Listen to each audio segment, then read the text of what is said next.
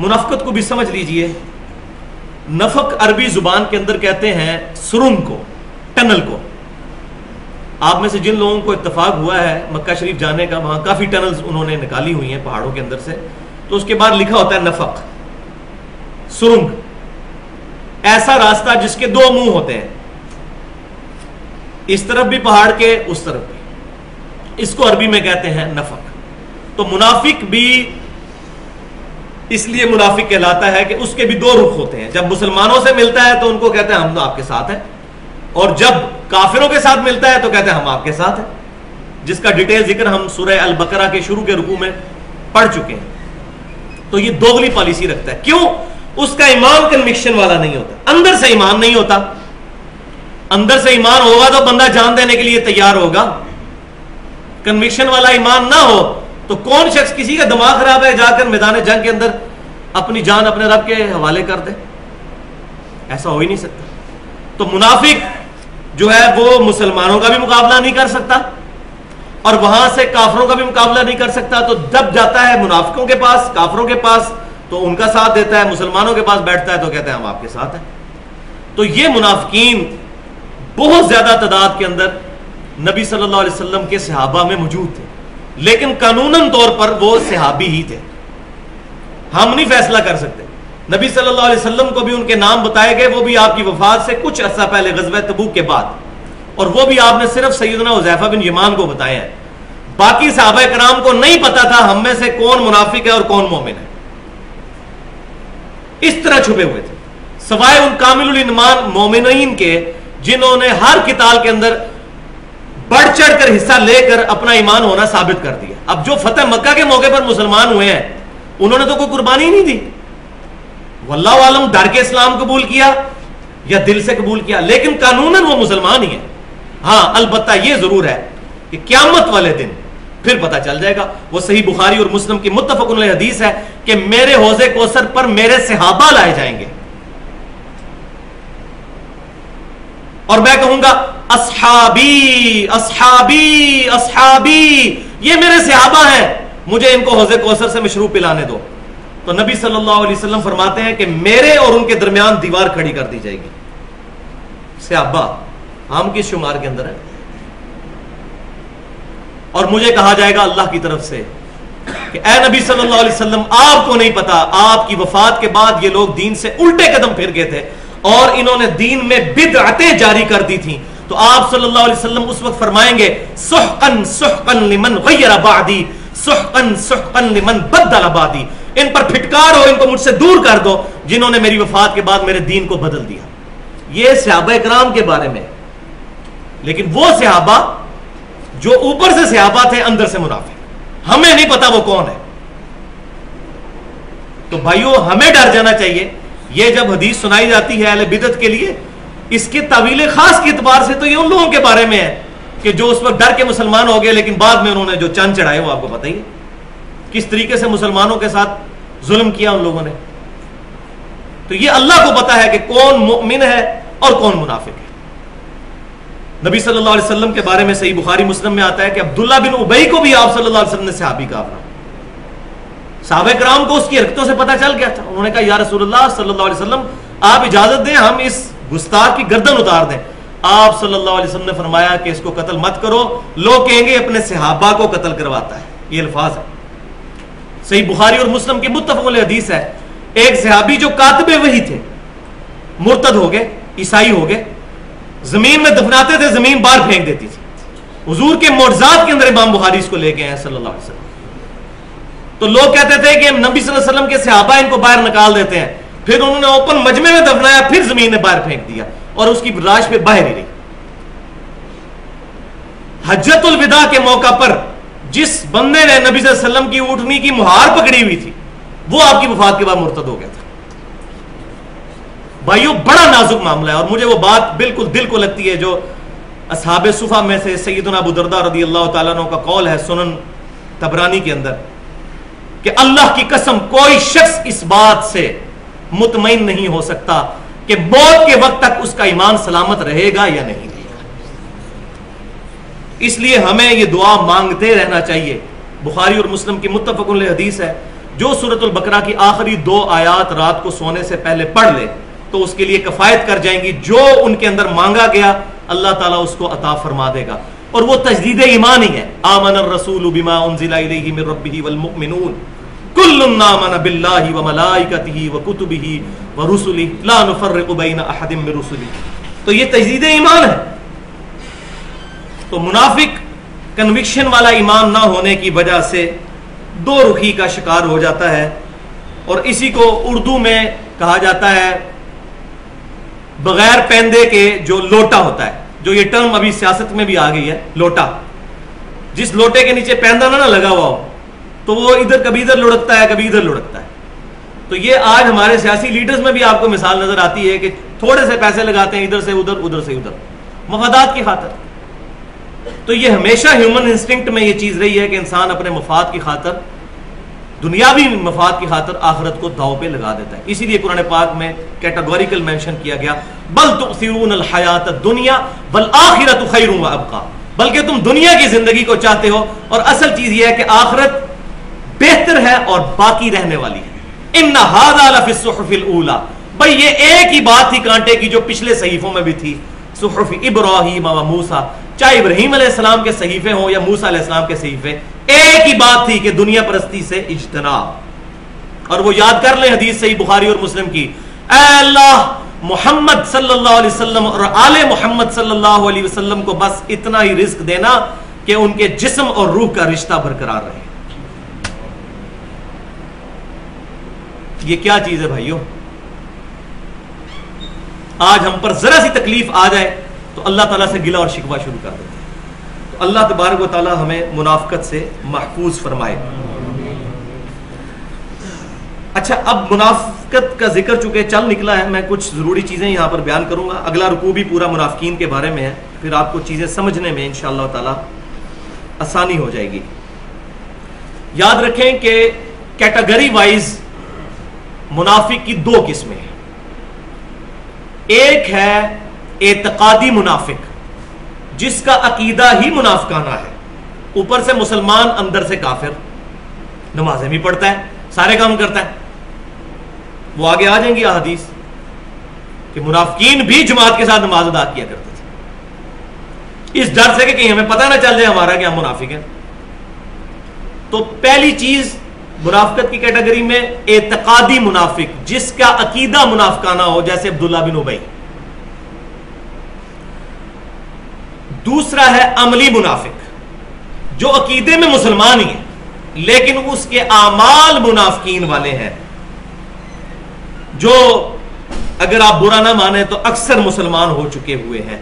اور یہ میں خود نہیں کہہ رہا, یہ حدیث شریف کے تحت, میں حدیث کو پڑھ بھی دیتا ہوں بخاری اور مسلم کی.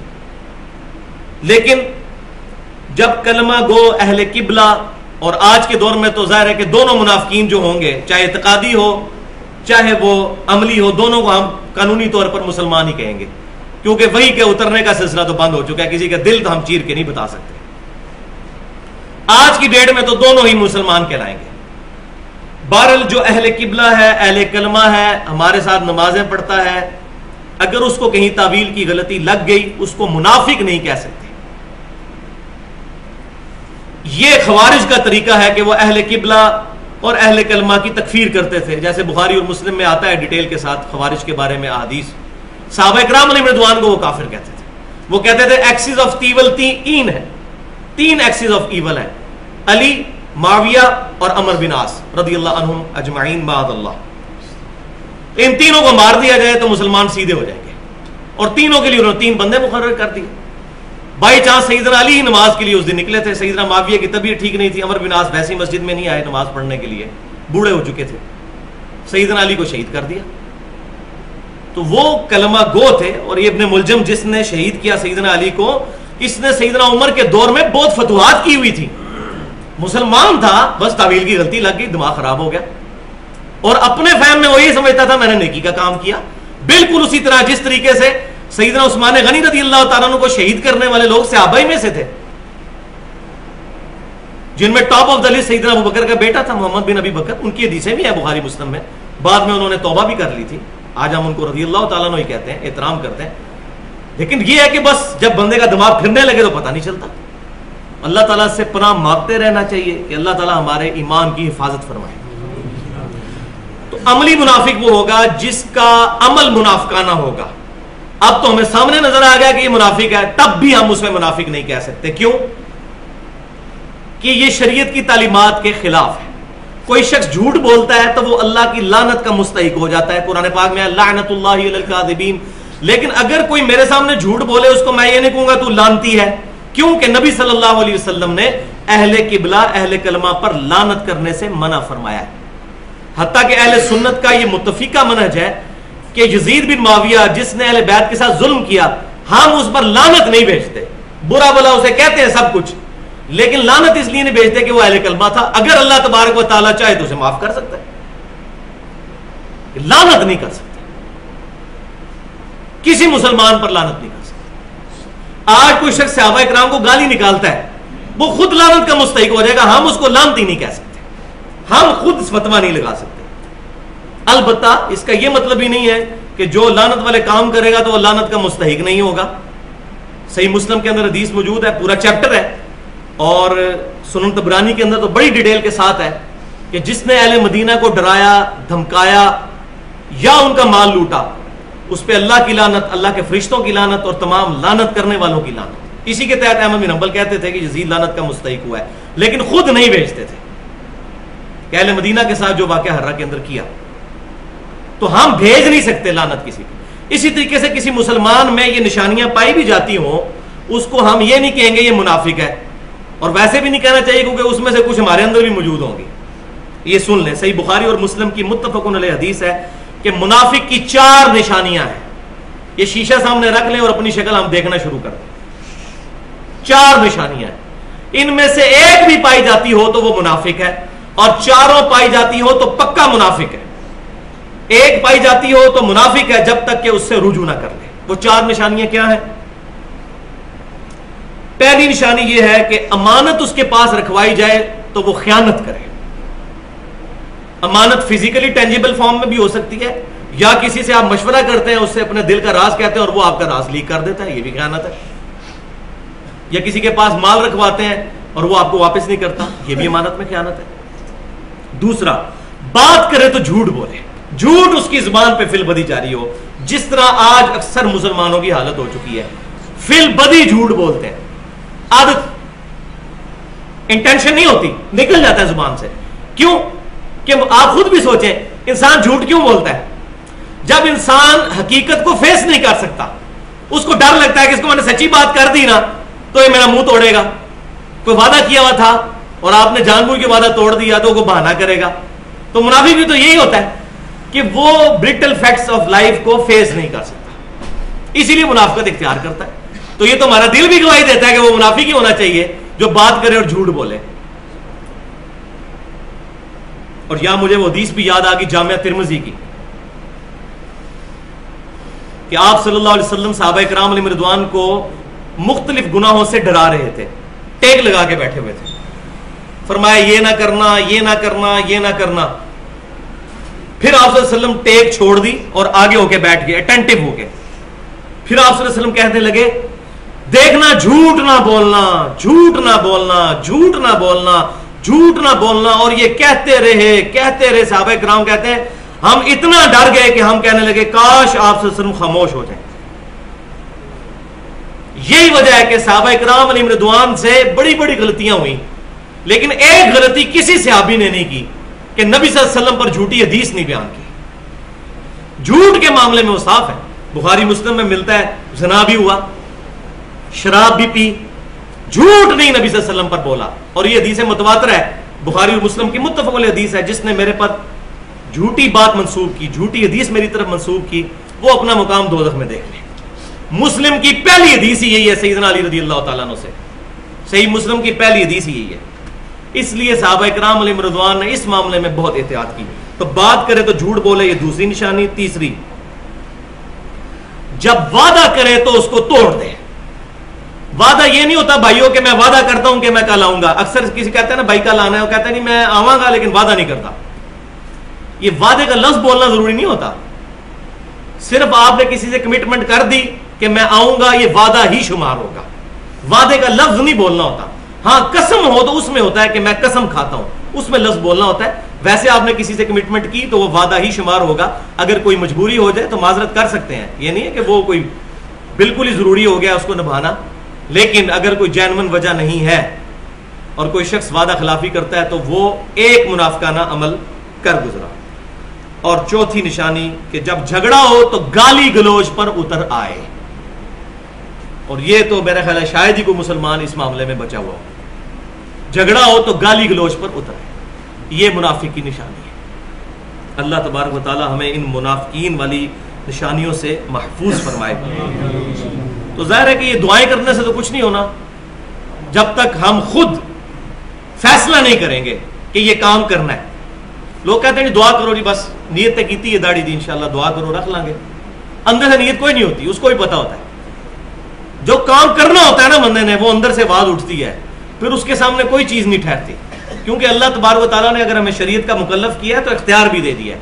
یہ نہیں دعا کرو میں نماز پڑھوں. جس کو پتہ ہے میں نے نماز پڑھنی ہے بھائی اس کو دعا کرنے کی ضرورت نہیں ہے، وہ پڑھے گا. یہ دعا کروانی چاہیے کہ اللہ تعالیٰ ہمیں نمازوں میں استقامت اور خوش و خضوع دے. یہ تو فیصلہ کرنا ہی کرنا ہے. کبھی کسی نے کہا جی دعا کرو بس میں چلے میں گھر جا کے روٹی کھا لوں، کوئی نہیں، تو پتہ ہوتا ہے. یا کسی کو سخت پیشاب آیا ہو تو کہ جی دعا کریں ذرا بس میں پیشاب کر رہا ہوں جا کے.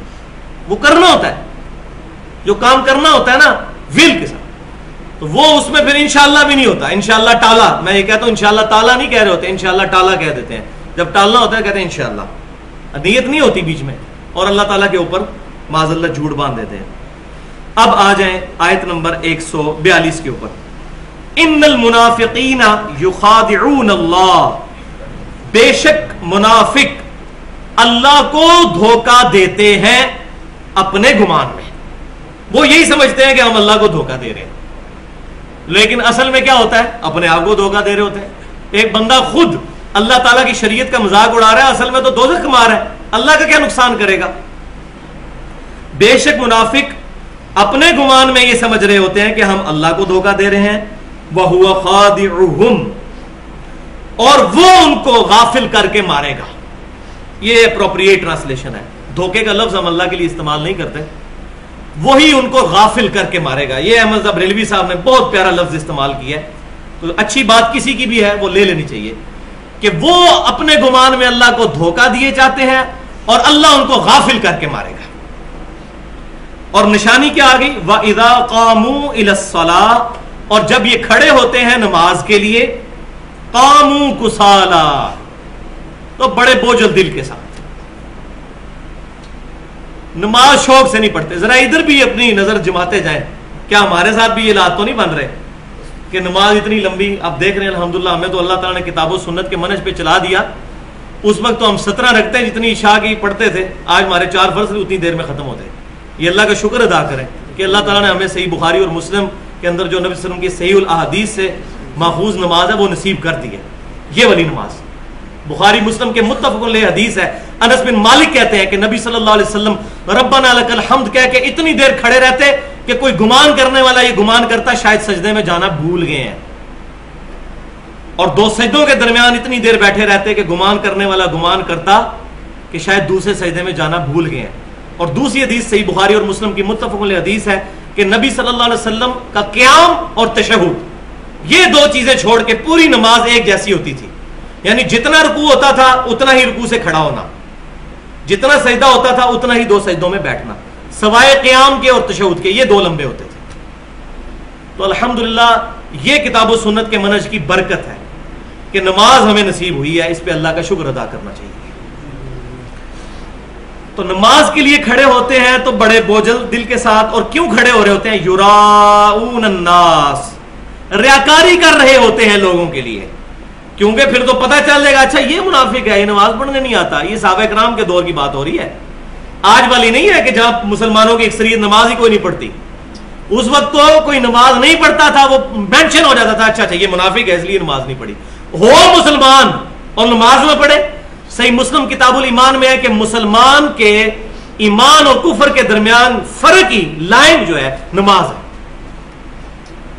اگلی بات آپ خود سمجھیں، اس میں میں نے پوری ڈیٹیل کے ساتھ گفتگو پہلے کر چکا ہوں ان الصلاۃ کانت علی المؤمنین کتابا موقوتا، اس آیت کے تحت جو لادہ سے ahlsunnatpak.com کے اوپر اپلوڈ بھی ہوا ہے.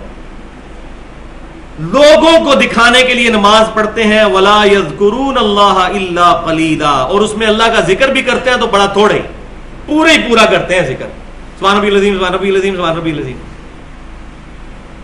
پتہ نہیں کیا پڑھ دیا. اور کئی لوگ تو وہ ایک سبحان ربی اللہ جاتے ہوئے کر رہے ہوتے ہیں اور ایک اٹھتے وقت، اور سجدے کے دوران عین ایک ہی ہوتا ہے اس وقت، ان کا اپنا دھیان نہیں ہوتا. یہ 3 کم از کم درجہ ہے. اور نبی صلی اللہ علیہ وسلم سے تو بہت زیادہ تسبیحات ثابت ہے، یہ کم از کم درجہ ہے 3، اور وہ بھی سکون سے، سبحان ربی العظیم سبحان ربی الاعلی. تو منافق کی نشانی یہ ہے کہ نماز پڑھے گا تو بوجھل دل کے ساتھ، اور اس میں ظاہر ہے بوجھل دل سے کھڑا ہے تو پھر مکانے علی کرے گا. ایک سلام پھیرے گا امام کے پیچھے، دوسرا سلام پھیرے گا جوتیوں والی جگہ پہ اور بھاگنے کی کرے گا. اور وہ تو اس صورت میں اگر مسجد میں آ گیا، ورنہ تو مسجد سے بھی بھاگے گا. اور وہ اب سن لے کڑوی گولی جو میں نے یہاں دینی تھی. صحیح بخاری اور مسلم کی متفق علیہ حدیث ہے کہ نبی صلی اللہ علیہ وسلم نے فرمایا بھائی میرے پہ غصہ نہیں کرنا، جس نے غصہ کرنا ہے تو اپنا ایمان خراب کر کے نبی صلی اللہ علیہ وسلم پر کرے. معاذ اللہ استغفر. بخاری اور مسلم کی متفق علیہ حدیث ہے کہ منافق پہ 2 نمازیں بہت بھاری ہیں، ایک فجر کی نماز اور ایک عشاء کی نماز. اور اگر یہ جان لیتے کہ ان نمازوں میں کتنی فضیلت ہے تو اپنے سرین پیٹھ کے بل گھسٹتے ہوئے مسجد میں آتے. اور میرا دل کرتا ہے کہ جب لوگ نماز کے لیے مسجد میں نہیں آتے تو میں اپنی جگہ کسی کو امام مقرر کروں اور ان لوگوں کے گھروں کو آگ لگا دوں جو گھروں میں ہی نماز پڑھ لیتے ہیں، اگر مجھے عورتوں اور بچوں کا خیال نہ ہو، کیونکہ ان پہ نماز کی جماعت فرض نہیں ہے. کتنی یہ رحمت للعالمین صلی اللہ علیہ وسلم کا گاڑا فتویٰ، رحمت للعالمین صلی اللہ علیہ وسلم کا، ان لوگوں کے گھروں کو آگ لگا دو. آپ صلی اللہ علیہ وسلم رحمت للعالمین ہے اپنی ذات کے پوائنٹ آف ویو سے، آپ پر کسی نے بھی زیادتی کی معاف کر دی، لیکن جہاں شریعت کی حد آئی وہ صحیح بخاری میں سن لیں. اسامہ بن زید حضور صلی اللہ علیہ وسلم کے منہ بولے بیٹے کا بیٹا، لاڈلا ترین. جس طرح سیدنا حسن حسین سے نبی صلی اللہ علیہ وسلم محبت کرتے تھے، اسی طرح حضرت اسامہ سے، یہ تینوں حضور صلی اللہ علیہ وسلم کے ساتھ ہوتے تھے، کوئی فرق نہیں کرتے تھے آپ صلی اللہ علیہ وسلم. اسامہ بن زید کی سفارش کروائی، صحابہ کی ضرورت نہیں ہو رہی کہ حضور کو سفارش کریں، ایک فاطمہ نامی عورت نے چوری کر لی، کسی صحابی کی ضرورت نہیں ہو رہی، اسامہ بن زید کو آگے کیا کہ آپ حضور صلی اللہ علیہ وسلم سے سفارش کریں کہ یہ سردار کی بیٹی ہے، اس کو چھوڑ دیا جائے، کوئی اور علاج تجویز کر دیا جائے. تو آپ صلی اللہ علیہ وسلم نے فرمایا تم سے پہلی قومیں اسی لیے ہلاک ہوئی تھیں کہ امیروں کے لیے اور قوانین، غریبوں کے لیے کوئی اور. اللہ کی قسم اگر میری بیٹی فاطمہ بھی چوری کرتی تو میں اس کے ہاتھ بھی کٹوا دیتا. بالکل سیدھا سادہ فتویٰ، سخت فتویٰ. اور دوسری حدیث صحیح مسلم کی، یہ آگی جناب صحابی کا فہم، اور صحابی بھی عام نہیں. صحیح بخاری کے اندر ایک صحابی رضی اللہ تعالیٰ عنہ کا قول ہے صحیح سند کے ساتھ صحیح بخاری کے اندر کہ نبی صلی اللہ علیہ وسلم کی صحابہ کرام میں سب سے زیادہ سنت کی پیروی کرنے والا کوئی شخص تھا، وہ عبداللہ بن مسعود تھے رضی اللہ تعالیٰ. پہلے 10 مسلمانوں میں سے، شروع سے مسلمان. اور صحیح بخاری میں موجود ہے کہ صحابہ کرام کہتے ہیں جو نیا مسلمان ہوتا تھا وہ سمجھتا تھا عبداللہ بن مسعود حضور صلی اللہ علیہ وسلم کے اہل بیت میں سے، یہ اور ان کی والدہ فریکوینٹلی آنا جانا. اور صحیح بخاری میں ہی موجود ہے کہ آپ صلی اللہ علیہ وسلم کی مبارک جوتیاں سفر کے دوران سیدنا عبداللہ بن مسعود رضی اللہ تعالیٰ عنہ اپنے ساتھ رکھتے تھے. آپ کا نام پڑ گیا تھا یا صاحب النعلین، یہ بخاری کے اندر موجود ہے. سیدنا عبداللہ بن مسعود کے فضائل والے چیپٹر میں صاحب النعلین. ایک شخص ابو دردہ رضی اللہ تعالیٰ عنہ کو شام ملنے کے لیے گیا. انہوں نے کہا شام کیا لینے آئے ہو؟ کیا کوفے میں وہ شخص موجود نہیں جو حضور کی جوتیاں اٹھاتا تھا سفر و حضر میں، ہر وقت حضور صلی اللہ علیہ وسلم کے ساتھ ہوتا تھا؟ عبداللہ بن مسعود. انہوں نے کہا ہے. اور وہاں کوفے میں وہ شخص نہیں عمار بن یاسر جس کے بارے میں نبی صلی اللہ علیہ وسلم نے فرمایا تھا کہ اللہ تبارک و تعالیٰ اس کو شیطان سے محفوظ رکھے؟ انہوں نے کہا ہاں ہے. تو ان کا پھر ادھر کیا کرنے آئے ہو اتنے بڑے بڑے صحابہ کو چھوڑ کر؟ یہ وہ عبداللہ بن مسعود. اب ان کا فتویٰ ذرا سن لیں صحیح مسلم کے اندر. یقین کریں کہ مجھے کنوکشن والا ایمان نماز کی جماعت کا، تکبیر اولیٰ کے اہتمام کا اس حدیث کی وجہ سے ملا جو عبداللہ بن مسعود کا قول ہے صحیح مسلم کے اندر. عبداللہ بن مسعود رضی اللہ تعالیٰ عنہ کہتے ہیں کہ نبی صلی اللہ علیہ وسلم کے مبارک زمانے میں، یہ صحیح مسلم میں ہے، کہ ہم باجماعت نماز کا اتنا اہتمام کرتے تھے کہ یا تو منافق ہی جماعت سے پیچھے رہتا تھا یا کوئی شخص اتنا لاغر ہو جاتا تھا کہ وہ مسجد میں نہیں آ سکتا تھا. حتیٰ کہ صحابہ اکرام علیہم رضوان میں سے اگر کوئی شخص 2 بندوں کے سہارے گھسٹتا ہوا مسجد میں آ سکتا تو جماعت سے مسجد میں نماز پڑھتا تھا, کہیں اسے منافق نہ سمجھ لیا جائے. پھر عبداللہ بن مسعود رضی اللہ تعالیٰ عنہ آگے فرماتے ہیں اس کے ساتھ ہی کہ اللہ تبارک و تعالیٰ نے تمہارے نبی صلی اللہ علیہ وسلم کی سنتیں, ہدایت کی واضح راہیں تمہارے لیے رکھی ہیں. باجماعت نماز کو لازم پکڑ لو, یہ نبی صلی اللہ علیہ وسلم کی سنت ہدا ہے, اور جو شخص اس کو چھوڑ دے گا وہ گمراہ ہو جائے گا. یہ دیکھیں, یہ عبداللہ بن مسعود رضی اللہ تعالیٰ عنہ کا فتویٰ صحیح مسلم کے اندر. 5 نمازیں باجماعت ادا کرو, یہ نبی صلی اللہ علیہ وسلم کی سنت ہدا ہے, اور ساتھ یہ بھی الفاظ ہیں کہ یہ اللہ نے آپ کو عطا فرمائی, جو اس کو چھوڑ دے گا وہ گمراہ ہو جائے گا.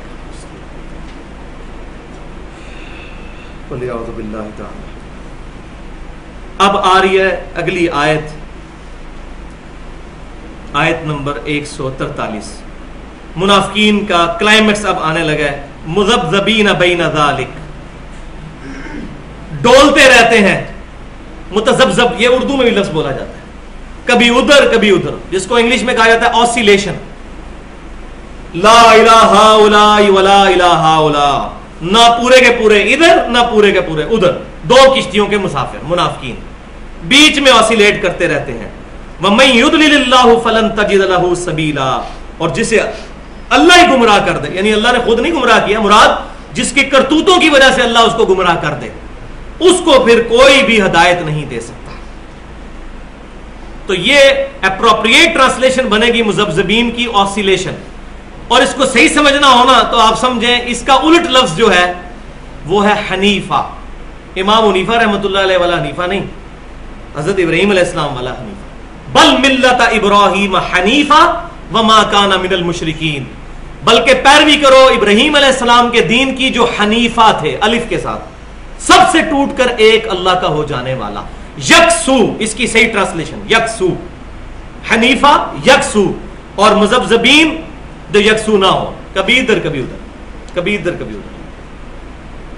بالکل واضح چیزیں آ جاتی ہیں سامنے, پھر بھی انسان کے اندر اتنی طاقت نہیں ہوتی کہ انسان معاشرے کو فیس کرے اور بغاوت کر دے معاشرے کے خلاف.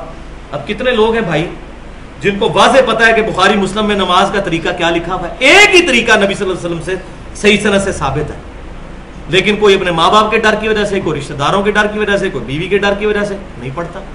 تو وہ اب اس کا ضمیر اس کو ملامت کر رہا ہے بیچ میں, تو وہ کبھی ادھر کبھی ادھر, کبھی ادھر کبھی ادھر. تو اب آپ سوچ لیں, جو لوگ کہتے ہیں کاش اسی حضور دے زمانے چاہتے صلی اللہ علیہ وسلم تیرے ہوتے ہوئے جنم لیا ہوتا. یہ نعت بھی پڑھ رہے ہوتے ہیں, پہلے اپنے آپ کو اتنا قابل کرو کہ ان کے ہوتے ہوئے جنم لیا ہوتا. ہو سکتا ہے منافق ہی ہوتا, مومن نہ ہی ہوتا. صحیح بات ہے. جو آج نبی صلی اللہ علیہ وسلم کو کاپی نہیں کر سک رہا, اس وقت تو بڑا کنوکشن والا ایمان چاہیے تھا بھائی. وہاں تو کلمہ پڑھنے کا مطلب موت تھی, یہاں کلمہ پڑھتے ہیں آپ اونچی آواز سے پڑھیں گے, لوگ آپ کو ہار بھی بنائیں گے کہ جی اور اونچا پڑھیں, کوئی مسئلہ نہیں ہے. تو یہ کہنا بڑا آسان ہے تیرے ہوتے ہوئے جنم لیا ہوتا. تو صحابہ کرام علیہم رضوان واقعی انہوں نے ایمان سے ثابت کیا کہ وہ قابل تھے اس زمانے کے لیے. اسی لیے بخاری اور مسلم کی متفق علیہ حدیث ہے, سب سے بہتر میرا زمانہ, پھر میرے صحابہ کا, پھر ان کا جو ان کو دیکھے, پھر ان کا جو ان کو دیکھے. اس کے بعد امانت میں خیانت کرنے والے لوگ پیدا ہوں گے, جھوٹ بولنے والے, جھوٹی گواہیاں دینے والے لوگ پیدا ہوں گے پہلے 300 سال گزرنے کے بعد. صحابہ, تابعین, تبع تابعین, 3 قرن, 3 زمانے. تو یہ منافق کبھی ادھر کبھی ادھر درمیان میں آسیلیٹ کرتا رہتا ہے. اور ظاہر ہے جب اس طرح کرے گا تو اللہ تعالیٰ نے فتویٰ دے دیا ہے کہ پھر یہ اللہ اس کو تھوڑی دیر تو اللہ دیکھے گا, لیکن جب پھر اللہ تعالیٰ کو جلال آیا پھر پکی مور لگ جائے گی. اب نہیں. تبت یدا ابی لہب وتب نازل ہونے کے 10 سال بعد تک بھی ابو لہب زندہ رہا ہے. قرآن کو جھوٹا ثابت کر سکتا تھا نا. قرآن میں آ گیا کہ اس کے ہاتھ ٹوٹ گئے اور اب یہ پکا دوست کی ہے, تو کیا کہتا ہے محمد تمہارا قرآن غلط ہو گیا, دیکھو میں کلمہ پڑھ لیتا ہوں. 10 سال زندہ رہا آخر نہیں. جب بندہ ہٹ درمی پہ اترا ہے پھر اللہ کی طرف سے مور لگ جاتی پکی. جیسے غلام القادیانی دجال کے اوپر، اس کو نہیں پتا تھا حدیثوں کا، لیکن جب بندہ ہٹ درمی میں اترتا ہے تو پکی مہر لگ جاتی ہے. صم بکم عمی فہم لا یرجعون، اسی کو تو کہا گیا ہے اس دن سے ڈرنا چاہیے. والعیاذ باللہ تعالی. یا ایھا الذین آمنوا لا تتخذوا الکافرین اولیاء من دون اللہ، اے ایمان والو من دون المؤمنین، مومنین کو چھوڑ کر کافروں کو اپنا دوست مت بناؤ. مومنین کے ساتھ دوستیاں گانٹو. یہ آج ہمارے حکمرانوں کے لیے بھی ہے، جو پہلے بھی پچھلی دفعہ آیت گزر چکی کہ عزت کے لیے کافر کے پاس جاتے ہیں. عزت تو اللہ کے پاس ہے، اور یہ کہتے ہیں ان کی دوستی میں ہمارا فائدہ ہے، حالانکہ دوستی میں نقصان ہی اٹھایا آج تک. اللہ تعالیٰ فرما رہا ہے کہ مومنین کو چھوڑ کر کافروں کے ساتھ دوستیاں نہ گانٹو. اتریدون ان تجعلوا للہ علیکم سلطانا مبینا، کیا تم یہ چاہتے ہو کہ تم اللہ تعالیٰ کی ہاں اپنے خلاف دلیل پکی کر لو، کہ اللہ تعالیٰ قیامت دن میں تمہیں پکڑ لے کہ تو دنیا میں کافروں کے ساتھ دوستیاں گانٹتا تھا. اللہ تعالیٰ فرما رہا ہے یہ تو میرے ہاتھ ایک ثبوت آ جائے گا. کیا تم یہ چاہتے ہو کہ کافروں سے دوستیاں کر کے اللہ کے حضور حجت تمام کر لو اپنے خلاف؟ یہاں یہ یاد رکھیے گا، اگر کوئی کافر سے دوستی اس لیے کرتا ہے نا کہ اس سے دین کی دعوت پہنچانی ہے، یہ معاملہ الگ ہے. جو آج ہمارے حکمران کر رہے ہیں یا سیاسی لیڈر کر رہے ہیں، یہ دین کے لیے نہیں کر رہے، یہ دنیا پرستی کے، یہ ان دوستیوں کو حرام کرا. اس طرح کی دوستی کسی سے بھی کی جا سکتی ہے دین کی دعوت کی نیت سے. اب آ رہا ہے گاڑے فتوے والی آیت، 145 نمبر آیت، منافقین کے بارے میں سب سے سخت ترین آیت. ان المنافقین فی الدرک الاسفل من النار، بے شک منافقین دوزخ کی سب سے نچلی گھاٹی کے اندر، کافروں سے بھی نیچے. وَلَن تَجِدَ لَهُمْ نَصِيرًا، اور وہاں کسی کو اپنا مددگار نہیں پائیں گے. وَالْعِيَاذُ بِاللَّهِ تَعَالَى. دیکھ لیں منافقین کے اوپر کتنا غصہ ہے، کیونکہ منافقین دونوں نقصان کرتے ہیں نا. کافر تو سامنے نظر آ گیا، منافق تو مسلمانوں کی جڑیں بھی کھوکھلی کرتے ہیں، مسلمانوں کے ساتھ ہوتے بھی ہیں اور نہیں بھی ہوتے، الٹا نقصان کا باعث ہے ان کا ساتھ ہونا. اِلَّا الَّذِينَ تَابُوا، قربان جائیں اللہ کی رحمت پہ. قرآن پاک میں ہی گزر چکا، وَكَتَبَ عَلَى نَفْسِهِ الرَّحْمَةِ. صحیح بخاری کتاب التوحید میں ہے کہ جب اللہ تعالیٰ نے مخلوق کو پیدا کیا تو اپنے عرش پر ایک عبارت لکھ لی کہ میری رحمت میرے غضب پہ بھاری رہے. دیکھ لیں اتنی سخت وعید سنانے کے بعد بھی اِلَّا الَّذِينَ تَابُوا، ایکسیپشن آ گئی. ہاں اگر کوئی سچے دل سے توبہ کر لے، وَأَصْلَحُوا، اور خالی توبہ استغفار کی تسبیح نہ پھیرے، تسبیح کرنا بہت اچھا کام، لیکن اپنی اصلاح بھی کرے. وَاعْتَصَمُوا بِاللَّهِ، اور پھر اللہ سے چمٹ جائے. اللہ سے چمٹنا کیا ہوگا؟ وَاعْتَصِمُوا بِحَبْلِ اللَّهِ جَمِيعًا وَلَا تَفَرَّقُوا، جو صحیح مسلم میں غدیر خم کی حدیث ہے. پہلی چیز اللہ کی کتاب ہے، اس میں ہدایت ہے، اس میں نور ہے. تم اللہ کی کتاب کو پکڑو، اپنا تعلق اس کتاب کے ساتھ مضبوط کرو. اللہ کی کتاب اللہ کی رسی ہے، جو اس کو پکڑے گا وہ ہدایت پہ ہے، جو اس کو چھوڑ دے گا گمراہ. اللہ کی رسی ہے یہ. اور دوسری چیز میرے اہل بیت، میں اپنے اہل بیت کے معاملے میں تمہیں اللہ سے ڈراتا ہوں، میں اپنے اہل بیت کے معاملے میں تمہیں اللہ سے ڈراتا ہوں، یعنی ان سے حسن سلوک کرنا. صحیح مسلم میں 4 حدیثیں اوپر تلے، کتاب الفضائل چیپٹر میں 6225، 226، 227 اور 228، غدیر خم کی حدیث. تو اصلاح کرنے کے بعد پھر چمٹ جائے اللہ سے. وَأَخْلَصُوا دِينَهُمْ لِلَّهِ، اور پھر خالصتاً اپنے دین کو اللہ کے لیے کر لے، مخلص بن جائے اندر سے، خالی اوپر سے نہیں. غلامی رسول میں موت بھی قبول ہے، داڑھی قبول نہیں، نماز تکبیر اللہ سے قبول نہیں، دل سے ایمان ہو. قُلْ إِنَّ صَلَاتِي وَنُسُكِي وَمَحْيَايَ وَمَمَاتِي لِلَّهِ رَبِّ الْعَالَمِينَ. اے نبی صلی اللہ علیہ وسلم آپ فرما دیجئے، بے شک میری نماز، میری قربانی، میرا جینا، میرا مرنا سب کچھ اللہ کے لیے ہے جو 2 جہاں کا، سارے جہانوں کا پالنے والا ہے. خالص کر لے اپنے دین کو اپنے رب کے لیے. فَأُولَئِكَ مَعَ الْمُؤْمِنِينَ، تو پھر ایسے لوگ ہوں گے جو مومنین میں شمار کر لیے جائیں گے. ہم تو مائل با کرم ہے، کوئی سائل ہی نہیں، راہ دکھلائیں کسے، راہ روے منزل ہی نہیں. یہ وہ بات. اللہ تعالیٰ کی رحمت تو ہر وقت تیار ہے اپنے گناہگار بندوں کو اپنے دامن میں لینے کے لیے. وَسَوْفَ يُؤْتِ اللَّهُ الْمُؤْمِنِينَ أَجْرًا عَظِيمًا, اور ان قریب ہی, بس تھوڑی سی بات ہے, وَسَوْفَ, کوئی دور کی بات نہیں. 60 سال کی زندگی بھائیوں کتنی ہے؟ 20 سال تو سونے میں کٹ گئے, 8 گھنٹے تو ایوریج سوتے ہی ہیں, 20 سال سونے میں گزر گئے, اور 20 سال جو ہے وہ روزگار کمانے میں گزر گئے, پیچھے رہ گئے 20 سال, اس میں سے کتنا وقت اللہ کو دینا ہے. ان قریب مومنین کو اللہ تعالیٰ وَسَوْفَ يُؤْتِ اللَّهُ الْمُؤْمِنِينَ أَجْرًا عَظِيمًا, بہت عظیم اجر دینے والا ہے. اس اجر کی طرف نظر رکھو تاکہ تم اللہ تبارک و تعالیٰ کی اطاعت کرو اور اس کے محبوب صلی اللہ علیہ وسلم کی اتباع کرو تو دل سے کر سکو. جب انسان کو اپنی منزل نظر آ رہی ہو تو انسان کے لیے بڑا آسان ہو جاتا ہے مشکلات کو جھیلنا. اب بڑا درد دل والا جملہ آ رہا ہے, اور 5واں پارہ ہمارا یہاں پہ مکمل بھی ہو رہا ہے. ما یفعل اللہ بعذابکم, اے انسانوں اللہ تمہیں عذاب دے کے کیا لے گا؟ کیا زبردست جملہ ہے. اللہ کو کیا پڑی ہے تمہیں عذاب دے؟ معاذ اللہ, استغفر اللہ.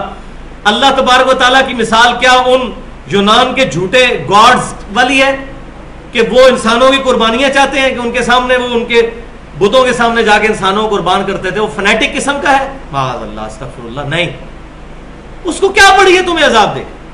جس طرح آج کل بعض لوگ سمجھتے ہیں کہ شریعت اللہ تعالیٰ نے انسان پہ اسی لیے نافذ کر دی تاکہ لوگ نافرمانی کر کے دوزخ میں پہنچے, کوئی اللہ کو خوشی ملتی ہے انسان کو دوزخ میں ڈالنے سے. معاذ اللہ, استغفر اللہ, ایسا نہیں. اللہ کیا کرے گا تمہیں عذاب دے کر؟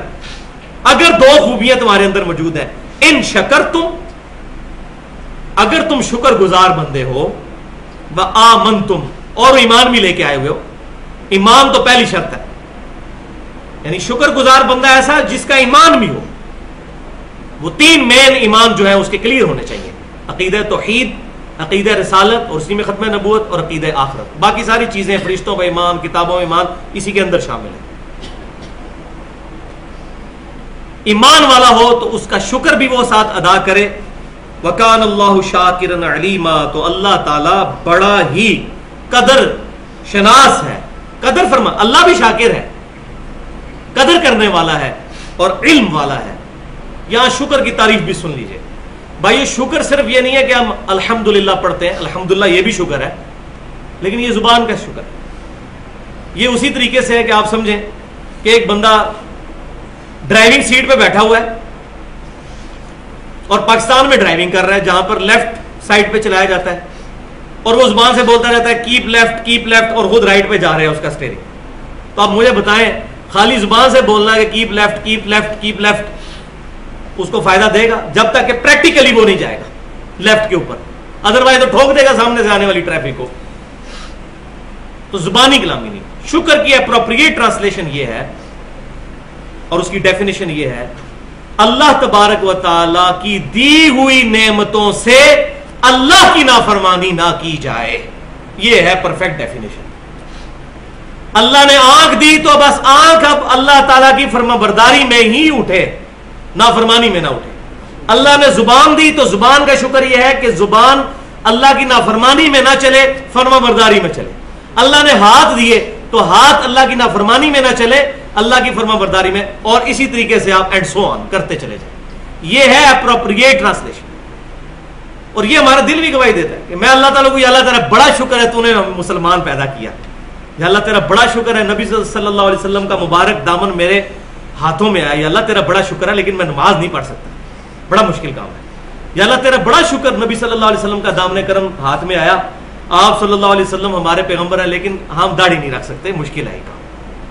تو یہ اپنے دل سے پوچھیں کہ اس طرح کی باتیں کر رہے ہوں گے جب ہم اپنے دل کے ساتھ, تو کیا ہمارا دل بھی گواہی دے گا کہ ہم اللہ کا شکر کر رہے ہیں؟ یہ جو ہم بچپن سے ریڈیو اور ٹی وی پہ سنتے آ رہے ہیں کہ جی بس جی یہ قرآن کے اندر ہی ہدایت ہے, جی اللہ کا شکر ہے اس نے ہمیں مکمل نظام یاد دے دیا ہے, اس کا آج تک ہمیں کوئی فائدہ ہوا ہے؟ یہ شکر جو ہم پچھلے 63-64 سال سے ادا کر رہے ہیں ٹی وی کے اوپر, ریڈیو کے اوپر, ممبروں کے اوپر کہ یا اللہ تیرا شکر یہ مکمل نظام یاد مل گیا ہمیں, کوئی فائدہ ہوا ہے؟ نہیں. کیونکہ زبانی شکر ہو رہا ہے, اس قرآن پہ عمل تو کوئی نہیں ہو رہا. قرآن تو بین کیا ہوا مولویوں نے, قرآن نہ پڑھنا ڈائریکٹ گمراہ ہو جاؤ گے. قرآن کا پڑھو گے تو پھر آپ یہ تو نہیں کہو گے, آپ تو پہلے سوچو گے یار یہ اتنے بڑے بڑے بزرگوں کی تقلید بیچ میں کہاں آ گئی, قرآن تو کہہ رہا ہے اطیعوا اللہ واطیعوا الرسول, یا وَأُولِي الْأَمْرِ مِنْكُمْ جو حکمران ہے، لیکن اس کے ساتھ بھی ایبسولوٹ نہیں. فَإِن تَنَازَعْتُمْ فِي شَيْءٍ فَرُدُّوهُ إِلَى اللَّهِ وَالرَّسُولِ. تو دماغ تو خراب ہوگا. حدیث ڈائریکٹ نہ پڑھو گمراہ ہو جاؤ گے. ظاہر ہے بخاری مسلم پڑھے گا، پھر نماز تو اس طریقے پہ نہیں پڑھے گا جس طرح انڈیا پاکستان میں اکثریت پڑھ رہی ہے. تو پریکٹیکل شکر یہ ہے کہ علم حاصل کر کے پھر دین کو پریکٹس کیا جائے.